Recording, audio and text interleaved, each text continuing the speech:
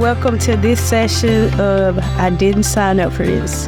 Today we have the Mr. Clint Bailey, a former caregiver. He is a cowboy, entrepreneur, rancher, just many, many talents. And somewhere in his life, something he did not sign up for was being a caregiver. So we're going to have a brief conversation with Clinton, and we're going to kind of focus on the family dynamics. How are you today, Clint? I'm good, and yourself? Pretty good. So tell me, when did your caregiver, how did you start being a caregiver? Like, when did it start? And who did you caregive for? Oh, I was taking care of my father. I didn't think it would ever start. I just thought we were good friends. And the father and son dynamic had stopped, and we were friends. And his health began to decline, so he moved in with me for a brief time. And he recovered some, wanted to return to his home. He did, and then my older brother came and took him for some years. And then he decided that he wanted to return back to Arkansas, and I brought him back to live with me. And that's when I found out that I didn't sign up for this. Okay, so what was his diagnosis like? What were some things that was going him health-wise? Oh, he used to always joke as it started out that he had Alzheimer, and he was just forgetful. Mm-hmm. And it took the VA to finally diagnose him with Parkinson's and Alzheimer's. And he had several other underlying diseases that, that really caught up with him later on in life.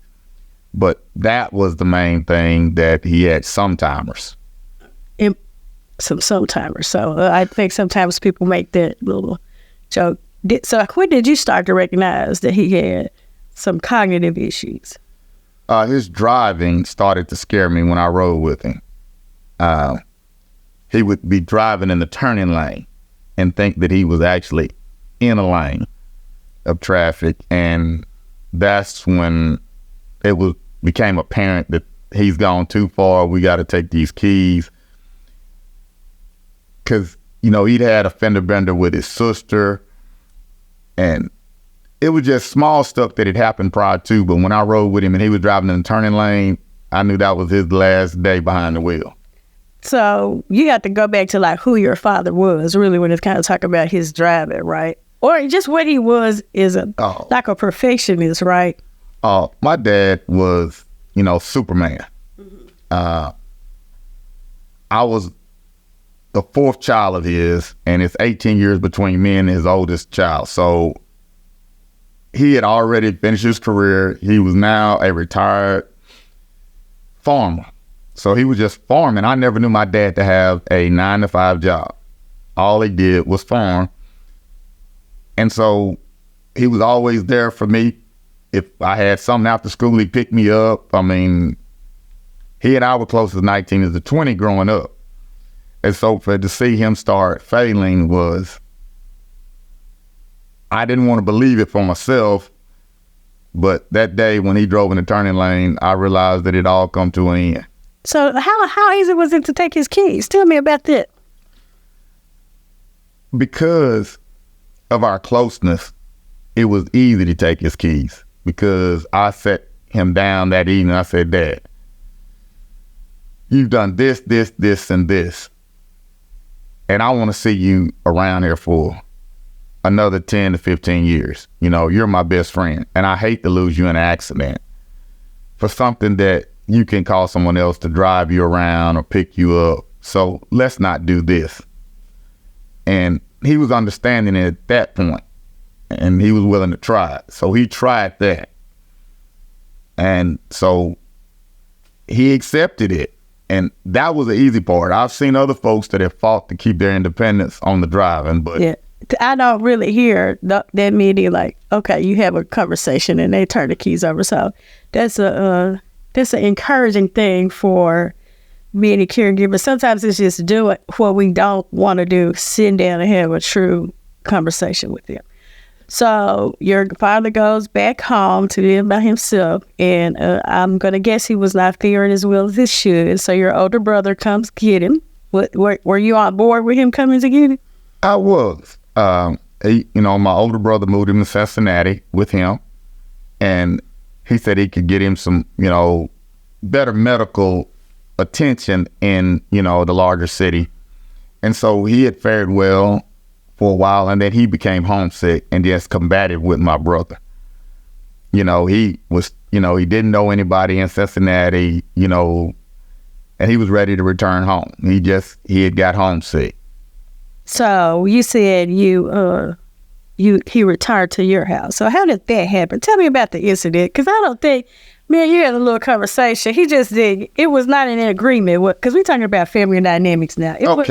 Well, it was several years with my dad living with my brother. They'd had, the family fights where they did get along. And my dad had his cell phone at that time, come get me. And I was like, well, Dad, I just can't come get you. It takes some preparation to come get you. Where are we going? You going to your house, you coming to my house. We have to have this thought out. Well, I'm sick of, and my dad used colorful language of your brother. He won't do this. He didn't do that. And so we had those type conversations. Then eventually he lost his ability to just pick up a cell phone and call. So I would go see him, and he would be mad when I went to see him yearly if I didn't bring him back. So he'd be upset with me and talk bad about me to my brother. So that got them closer together, and they would last for 3 or 4 months, and then he'd be mad and ready to come. He would play like the mother-father games, between my brother. And so it was still it was keeping the rivalry between you two. Right. Come get me, your brother not treat me right. Then when I did bring him, when I went to see him, then he was talk about me to my brother. So he just tried to keep us playing against each other. Well, the big day came that I had went to see him for Christmas, and he was not looking well, and he had asked me in confidence to pick him up. And my brother had provided a great opportunity for the plot to ensue, not to have conflict in his home. He was going out of town on a vacation and asked me to come stay with my father. So I concocted the plan to rent a van. So before you went, you knew you was going to take him back? Yes. I went to see my dad over Christmas, New Year's, and he was not looking well. And so I wanted him then, but I knew I had to think about how this was going to happen, because him and my brother were, in a tiff, and my brother would not want to relinquish custody of him. Yeah. So then my brother, all of a sudden, he told me that he was going to be out of town in the coming month, and would like for me to come stay with Dad while he was out of town. So I added up the plan. It's better to ask for forgiveness than permission. So you went to help take care of him while he was on vacation, knowing you was going to leave with him? Yes, I did. Okay. So you put him in a van, Cincinnati, Ohio. How long is the drive?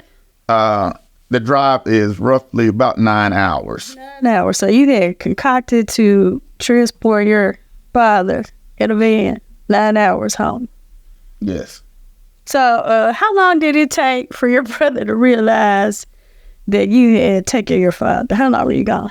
I arrived in Cincinnati that evening, I guess about 8 o'clock.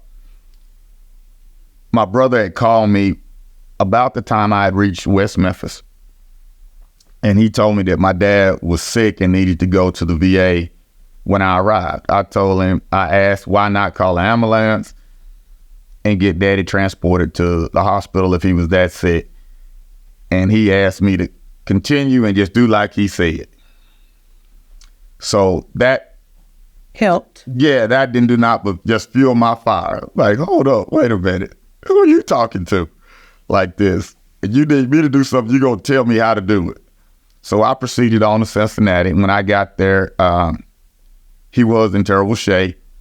He had some feces, quite a bit in the bed with him. Proceeded to clean him up, got him out of bed, put him in a wheelchair, wheeled him out to the van, and his daughter was there under the pretense that I was taking him to the VA.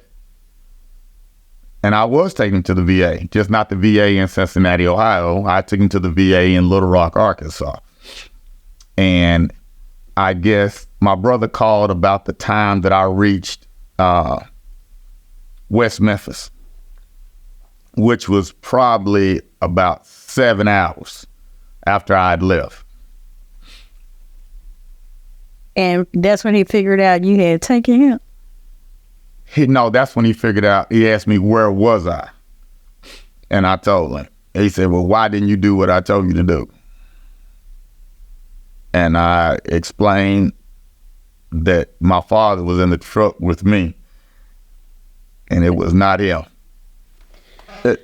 So how did that affect? Because I could just imagine. Did he tell you to bring it back? Like, what? How did that affect? What was the conversation after you realized you? It wasn't a conversation. I just hung the phone up. You're not going.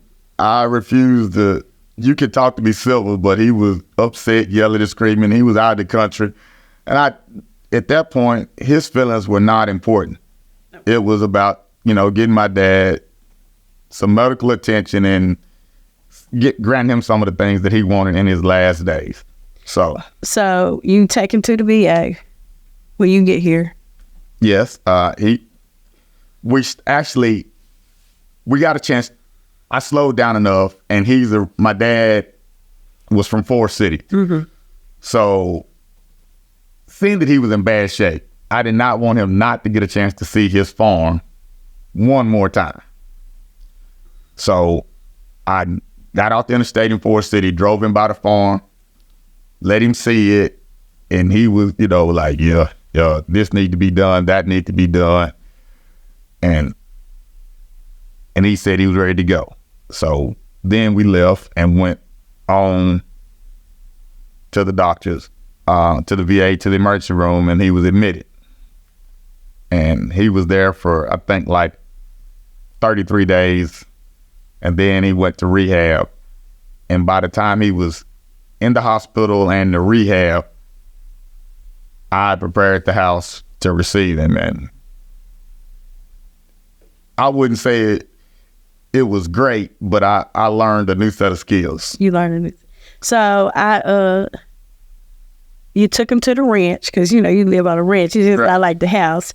You took him to the ranch, and he kind of felt at home a little bit more because you told me he became bossy and was running your ass up. Oh yeah, he ran the house, and he had raised my brothers and I on the farm. Well, we did have cows and pigs, but on my ranch, we strictly are for livestock and not so much the pigs, but the cows. So his room was set up so that he could look out the window and see the cows and the horses. And so when I would feed, we fed under his window so the cows would come and he would get a chance to see them eat, daily. And we had a caregiver because I worked a rotating shift. What does that rotating shift mean? I worked 3 days on, 3 days off. And another part of your rotation is? I would drive a school bus. So when I was away from the house, I had a young lady that would come to the house to be with him and would feed the cows if I was working. It was just, she would fill in when I couldn't. And so when she would come to feed, he would tell her how much feed to give. And she began to call me and say, your daddy said. I said, just do what he said. Just let it go. Do what he want. And so she named him Boss Bailey. Because he was the boss. He was the boss. So what are some of the things that you felt like as his child, a caregiver, you allowed him to do? Because it was like you brought him home. You allowed him to be himself. Oh, most definitely. my dad was a lover of women. We don't have to go. So, I mean, he loved women. So he would want to call some of the women of his past. And so I would have to find the phone number and call and just see where they were. And the conversation was, you could see he would giggle and be tickled. Yeah. For that conversation. And that was great. And, him getting a chance to move around a little bit, we'd take him out, he'd go to a rodeo or and then COVID hit during all of this process as well. And he was, we were having to keep him in and trying to keep him away from COVID. And so that limited some of the things he got a chance to go out. But being on the ranch, we still would go out. I said, well, look, Dad, you're not around anybody, give me a chair. Let's go. And so that kept him a little mobile by him going out and just speaking to the neighbors' kids. And I guess we had a blast because him and the neighbor kids, we had some neighbor kids that would learn how to ride the bikes. Mm-hmm. And he challenged them to a race. In a wheelchair. Now, he can't wheel his wheelchair, but he's racing these kids on their bike. So who pushing the wheelchair? I'm the one that's pushing the wheelchair. And he telling me I better not lose. So we racing down our street against these kids on bicycle. And it's just a challenge that happens once a week, so we meet up in the street and we got a race. So all you can do is find some small things to keep, your parents happy, your aunt, and, whether it's, they like chocolate ice cream, you just go on and give up the chocolate ice cream. Although he had diabetes, you just... Hey, some things you got to pick your battles. And that was it. So it was amazing dynamic. One day he happy with me, the next day he could cut my throat. He called me out of my name quite a few times, and and that's it. And he required 24-hour care, but I guess that was probably the greatest thing that I've done. Out of all the things you've done, you count caregiving as taking care of your father is the greatest thing you've done? Because we realized that he always told me growing up, once an adult and twice a child. You don't realize it until it happens to you or you see it for yourself. Mm-hmm. My dad had always been able to pick up, 2 cross ties and carry them down a fence row to fix a fence. To see him become to where he couldn't even use the bathroom without some aid from someone else, to see him come into his second childhood. So being the one that gave him that care when he had cared for me, it gave me such great aspiration that, one day this could be me, and I hope somebody does the same. So what a truly amazing story. So we got to get back to a little of the family dynamic. So your father passed away 2020. Yes. So have you and your brother reconciled? We have not. And actually, I guess it's four children. It's an older brother that's 18 years older, and the brother that had my dad that we were talking about is 12 years older. And then it was my sister that was 9 years older than myself. Well, my sister of 9 that was older than I, because I guess I'm the baby, but my sister passed, and she was a nurse, so we had expected her to take care of Dad if in any event.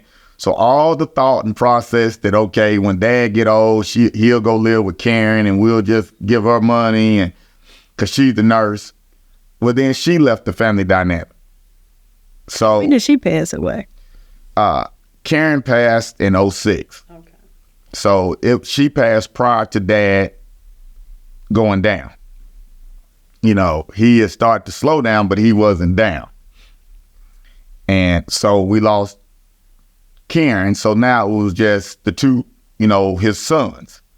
the older brother lived in Ypsilanti, Michigan. And, you know, he plays basketball and coach basketball and fish and has his family dynamic going on as well. But Clifford, you know, took Daddy in after I'd had him for a while, the first time. And that's kind of what happened. But no, we have not reconciled. We have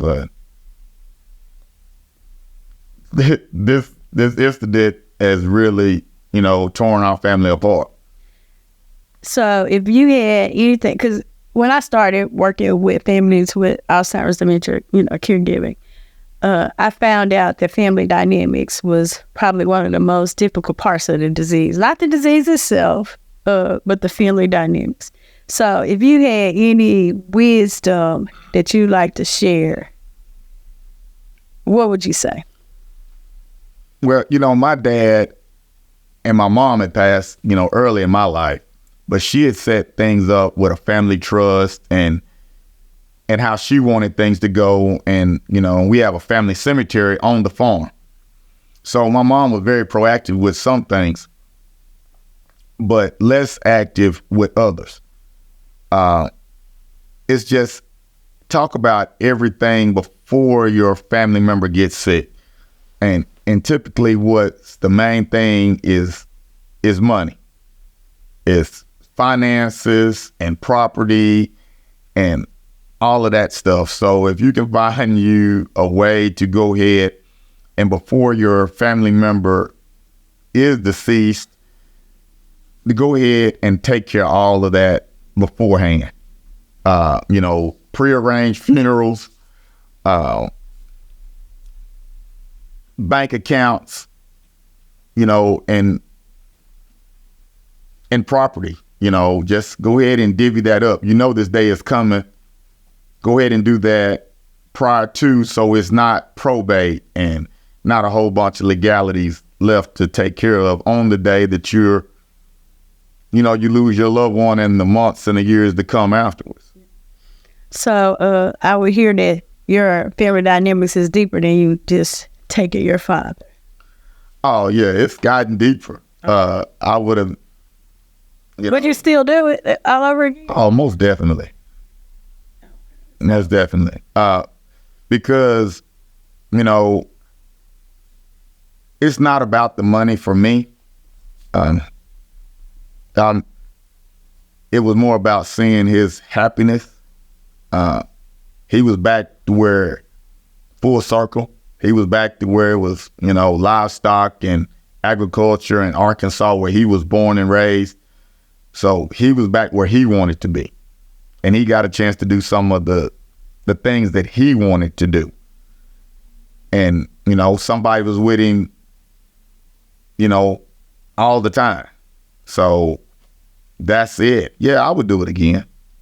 So I want to thank you, Clint Bailey, for sharing your story as a farmer, an entrepreneur, and most of all, your most accomplished feat of being a caregiver to your father. So thank you for your time and your story. You're welcome.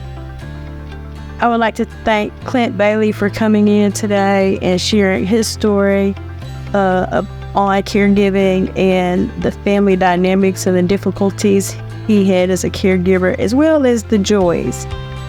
Some things he would do differently and some things he would like families to consider to do prior to caregiving as we get older. I Didn't Sign Up for This was brought to you in collaboration with Alzheimer's Arkansas and Elder Independence. Please don't forget to subscribe, share, and review.